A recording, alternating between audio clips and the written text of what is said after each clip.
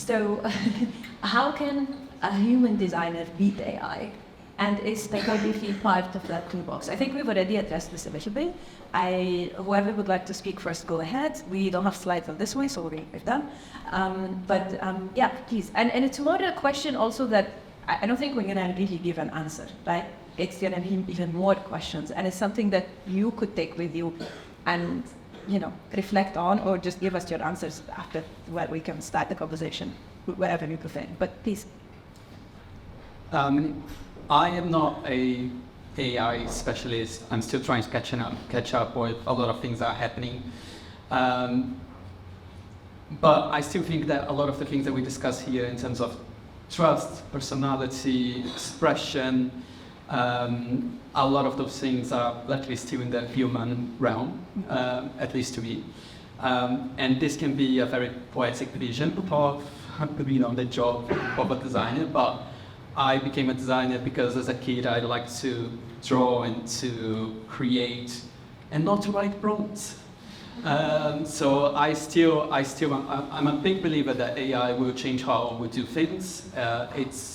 It's an amazing tool that can speed up the creative process, and in terms of visualizing and getting some things done. But I'm still a big believer that there is something at the moment still that we cannot replace, which is the human side of things. I don't know, I might lose my job in a couple of years' time. Yeah, but AI couldn't have gone into the archives on its own. It's not sentient yet. Yeah, and I think that there's still lots of conversations around, copyrights and where is AI taking the information from that. It still makes me a bit nervous. Yeah. The moment that they create an AI that responds to boring emails and just sits on Zoom calls for hours, I'm all up for it. Yeah, exactly. And I'm not going to replace the most fun part of the design process.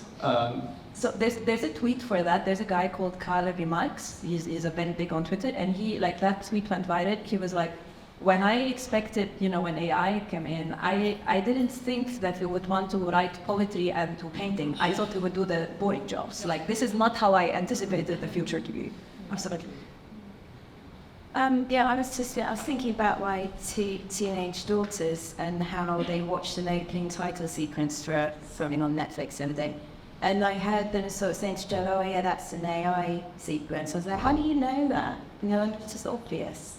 And I think that actually we're really sophisticated at reading things, all of us, more so than we realise. And you can kind of tell when something visually I'm talking about is AI generated at the moment. And I think as creatives, what that does, or what it makes me think about is, adapts it would have gone to the archives, and where's the integrity, you have to feed ideas, but also it does push us as creatives to be the most skilled craftspeople we can be and look for the humanity, the touch, the hands. We do have a skill. It is something that you learn and you craft, and it's special and it is magic, and you're made with mistakes that could be wonderful.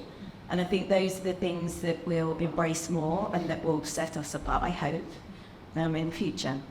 I think it's really, really interesting, because when I look at the output of a number of different sort of AI platforms, not just text, whether it's music or images or films, I guess the one thought that strikes me is the kind of level of output reminds me of when I was kind of starting out as a designer, where what I tended to do was pull in so many different things and kind of slightly hybridize and recycle and pour out something that was, not 100% original by any stretch of the imagination, but solid, robust, and believable.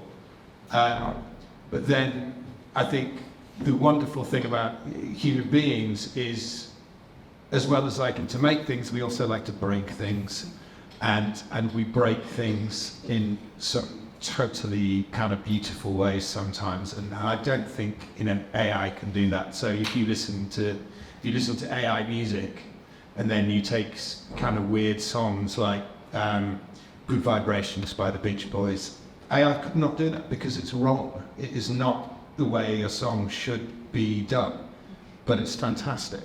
Or if you look at, the paintings of Mark Rothko, I don't think AI could make the paradigm shifts you would need to make, because it's that process of undoing, and AI is the opposite. It's the process of adding and doing and learning and building, whereas actually often some of the greatest moments of creativity are breaking things, undoing them, and suddenly finding beauty in unexpected places.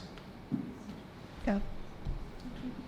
I love the idea that AI is going through its David Castle level broken, quietly broke era. One day it's going to come out the other side.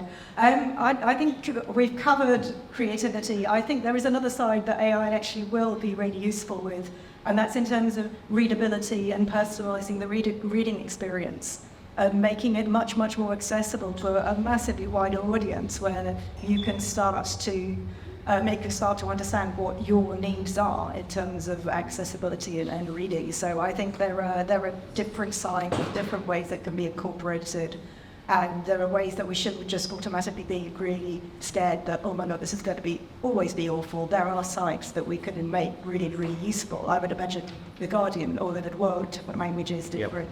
The being able to scale up accessibility and make it individual would be completely amazing. So that's my attempt to end on a positive note. Yeah, thank you. Yeah, I'm not going to depress anyone anymore. We're done with that. I don't think I should add anything. We've said it all. No, at the heart of it is the human. That's always my answer. Where is our humanity? Whether it is in politics, in design, wherever it is, find the common humanity and then do the unexpected, right? And actually, when you think of how we interact with people, there is always a surprise. There is always the unexpected, and this is what makes us who we are, that we are not machines, right? This is what I will tell you. I'm not a robot, I'm not a machine. And we are humans, and it's this unexpected surprise, unexpected joy that might be something we can look for, typographically or whichever way we can find. So thank you so much for the panelists. Thank you for D&AD. This concludes the panel.